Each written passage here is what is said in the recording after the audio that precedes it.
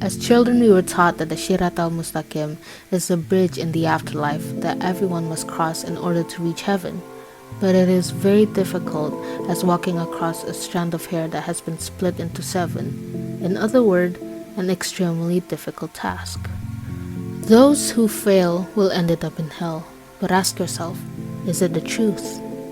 So what is Shiratal Mustaqim really? In the Quran, Al-Fatiha 6-7 stated, "Guide us to the straight path, the path of those upon whom you have bestowed your grace, not of those paths who have evoked anger or of those who are astray."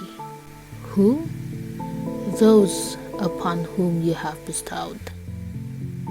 In An-Nisa verse 69 says, "And he who obeys Allah and the Messenger, they shall be with those whom Allah has favored, the prophets, those steadfast in truthfulness, the martyrs, and the righteous. How excellent will they be for companions."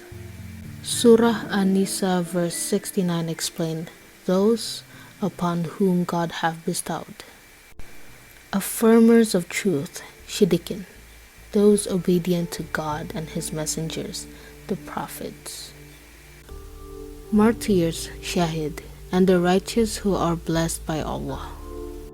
So, Shiratal Mustaqim is a path of Allah's prophets, messengers, and believers in the path which should be implemented by believers today. What are forms of Shiratal Mustaqim? Surah An'am verse 161, "Say, my Lord has guided me to a straight path, an upright din, that is, the way of Abraham, a man of pure faith, he was not mushrik, polytheist."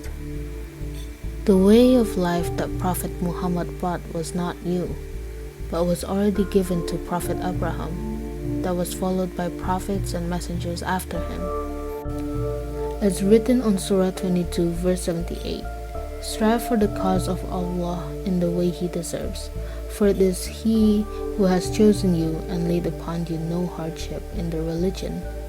The way of your forefather Abraham, it is Allah who named you the ones who submit, in the earlier scriptures and in this Quran, so that the messenger may be a witness over you and that you may be witnesses over humanity.